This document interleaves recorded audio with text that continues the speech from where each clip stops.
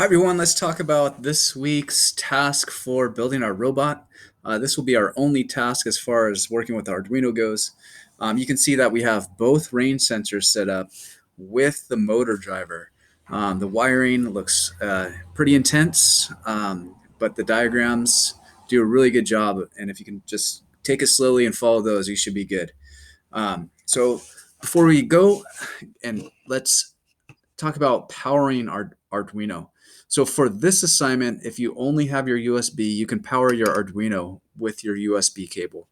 Eventually, you're going to need to power your Arduino with this 9-volt and this barrel connector.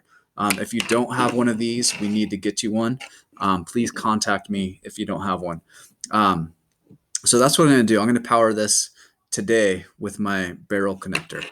And then to power the motors, because the Arduino is not powerful enough to supply power also to the motors, I could power it with my battery pack with AA batteries in it, or I could power it with my rechargeable battery. Hopefully you have one of these. If you got a kit from me, you got this. If you took home a kit, once we left school, you probably have this one.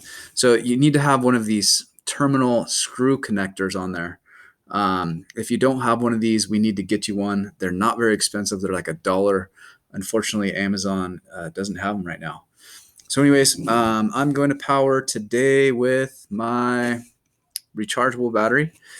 Make sure that you have negative to negative, positive to positive, and that's going to supply the power to the motors. All right. So I'm going to get going. I wrote some code, and it's going to delay it for 5 seconds before it starts moving the motors.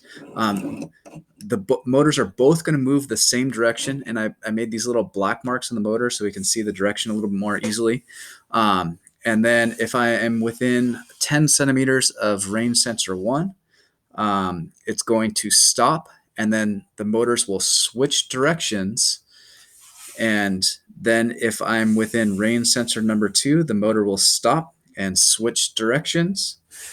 And then if I keep doing that, it'll just repeat. So it'll go one direction until it sees something and then stop, move the other direction until it sees something and then stop. All right. So let's check this out.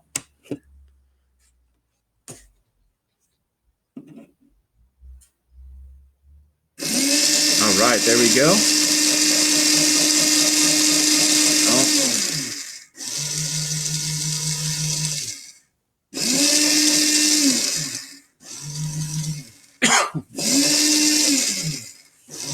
All right, so I can just do this all day long.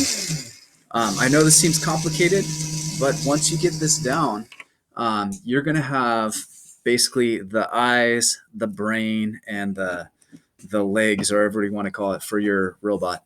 Once we get this down, we'll hold on to this, and we'll start building the body of our robot and the wheels, and start actually doing some fabrication.